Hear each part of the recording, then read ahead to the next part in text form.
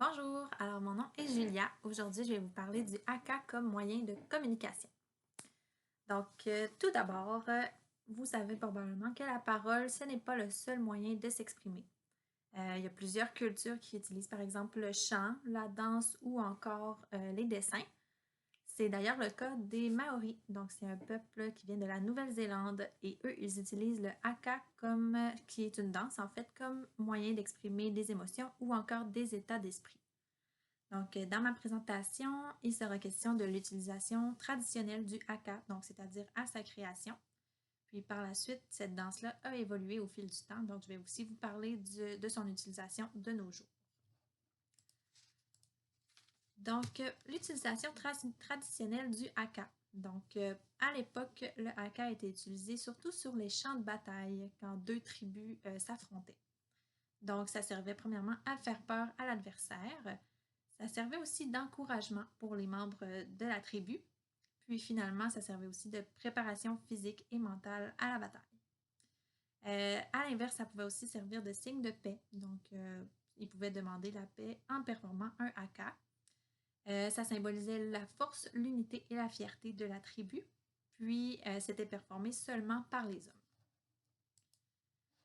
Donc, les gestes qui sont utilisés pour communiquer dans le haka sont par exemple les yeux exorbités, la langue tirée, les grognements, les cris, les clignements de yeux, le piétinement ou les mains qui frappent sur le corps. Donc, je vous ai mis un exemple dans une vidéo d'un haka traditionnel. Puis, c'est intéressant aussi de savoir que chaque geste a sa propre signification. Puis finalement, le haka était utilisé traditionnellement pour faire la guerre ou la paix. Puis c'était vraiment un moyen de communication entre deux tribus. Maintenant, pour l'utilisation du haka de nos jours. Donc, de nos jours, le haka a beaucoup évolué. Ça exprime plus qu'un cri de guerre ou une demande de paix. Donc, aujourd'hui, c'est une façon d'unir la communauté. C'est performé lors de mariages, de funérailles, d'anniversaires ou d'événements locaux. Ça représente aussi le respect et la solidarité.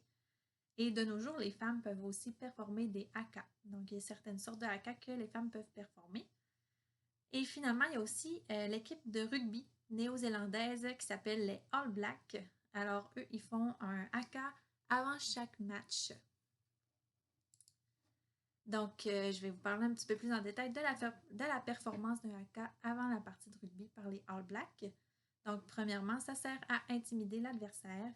Puis, vous allez voir, il y a une petite vidéo dans la présentation PowerPoint. C'est un fait intéressant à noter, c'est que l'homme qui est debout, lui, c'est un vrai Maori. Et puis, sans lui, le haka ne pourrait pas avoir lieu. Donc, finalement, on peut conclure aussi que même s'il y a une évolution, il y a toujours, le haka a toujours une signification, puis c'est toujours un moyen de communiquer. Donc, pour conclure, on peut dire que le haka fait toujours partie de la culture néo-zélandaise, puis ça permet encore de s'exprimer, mais par contre, aujourd'hui, c'est plus lors d'événements spéciaux. Ça aurait été aussi intéressant d'examiner plus en profondeur les gestes utilisés par les danseurs, parce que comme ce que je vous ai dit un petit peu, chaque geste a sa propre signification et son propre nom aussi. Donc, c'est tout pour aujourd'hui. Merci beaucoup!